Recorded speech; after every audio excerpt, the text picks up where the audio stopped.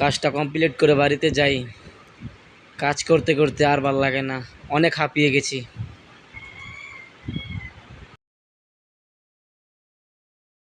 কাজ তো শেষ, বাড়িতে যাই গা।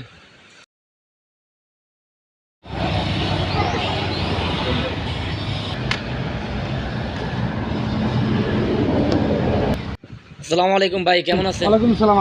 আছি কোনো রকম ভাই, বেশি ভালো না। সামনে তো কুরবানি টুরবানি আইতে আছে, কি কইলাম ভাই, মাথায় ধরে না, অনেকটাই রিনিউ রয়েছি ভাই।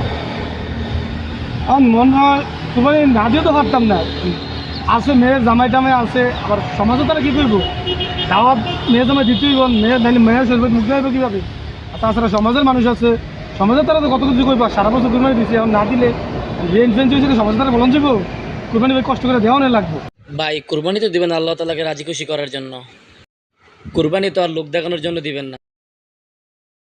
না, কুরবানির মানুষের দেখানোর জন্য না, ঠিক আছে তো ভাই। এখন তো দেখা গেছে কি এরকমই সমাজের মধ্যে যেটা চলে এটা করতে হবো না।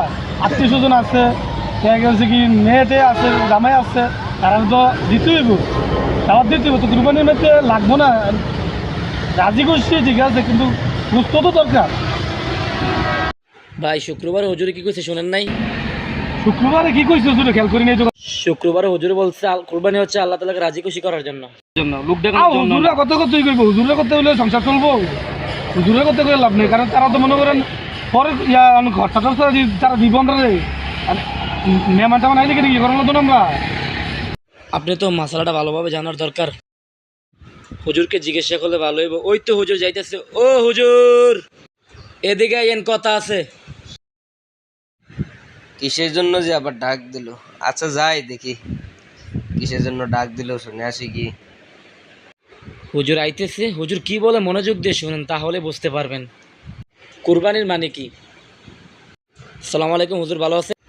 ওয়ালাইকুম সালাম রহমতুল্লাহ, আলহামদুলিল্লাহ ভালো আছি। আপনাদের কি অবস্থা? আলহামদুলিল্লাহ ভালো। আচ্ছা হুজুর, বাইটিকে বলতেছি কুরবানি হচ্ছে আল্লাহ তাআলাকে রাজি খুশি করার জন্য, কিন্তু বাইটি বুঝতেছে না, আপনি একটু বুঝিয়ে দেন। আপনি কি শুক্রবারে মসজিদে যান? বেশি যাই তো যাই মাঝে মধ্যে। আসলে ভাই, কুরবানি হচ্ছে একমাত্র আল্লাহ তাআলাকে রাজি খুশি করার জন্য, মানুষকে দেখানোর জন্য না, কিংবা গুস্ত খাওয়ার জন্য তো কুরবানি দেওয়া হয়। কুরবানি দেওয়া হয় আল্লাহ তাআলা হইলে আমার আত্মীয় স্বজন যে আছে আমরা তার খাওয়াটাও লাগতো না। তাহলে তো আপনার কুরবানি আত্মীয় স্বজনের জন্য হচ্ছে, আল্লাহর জন্য তো হচ্ছে না। কুরবানি না দিলে সমাজের তারা কি করবো আমারে। সমাজের লোক কি বলবে সেজন্য তো আপনি কুরবানি দেন না। কুরবানি তো একমাত্র আল্লাহ তাআলার জন্য। কুরবানি আলাদা, ঠিক আছে, মেয়ের জামাই টামাই আছে, সমাজের তারা সব মিলিয়ে কি করবো, দেওয়া লাগতো না। কুরবানি হচ্ছে আল্লাহ তাআলাকে রাজি খুশি করার জন্য, এটা একটা আপনার ইবাদত। আর ইবাদতটা মানুষকে দেখানোর জন্য করলে হবে না। আর ইবাদত যদি আপনি মানুষকে দেখানোর জন্য করেন, তাহলে এই ইবাদত আপনার কাছে গ্রহণযোগ্যতা লাভ করবে না। আপনাকে আমাকে একমাত্র যে কোনো আমল করবো, যে কোনো ইবাদত করবো, সব ইবাদত একমাত্র আল্লাহ তাআলার নামে করতে হবে। এই যে আমরা কুরবানি করবো, সেই কুরবানি কার নামে হবে? আল্লাহ তাআলার নামে। আমরা যে বলি যে আসলে অমুকের নামে তমুকের নামে, এইভাবে কুরবানি হবে না।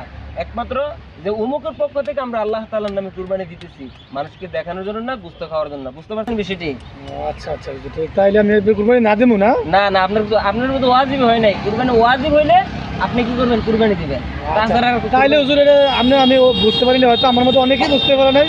তাহলে আগামী জুমে আপনি আবার সঠিক সুন্দর করে এই আলোচনা আবার করবেন, আচ্ছা ঠিক আছে, আমার মতো সবাই বুঝতে পারে। আজানের সাথে সাথে মসজিদে চলে যাবেন, তাহলে কুরবানির সম্পর্কে বিস্তারিত নিয়ে আলোচনা করব ইনশাআল্লাহ ইনশাআল্লাহ। ওকে ঠিক আছে, তাহলে ঠিক আছে হুজুর, সবাই আবার বলে দেন যাতে সবাই আমার মতো বুঝতে পারে। আচ্ছা ঠিক আছে, আসসালামু আলাইকুম।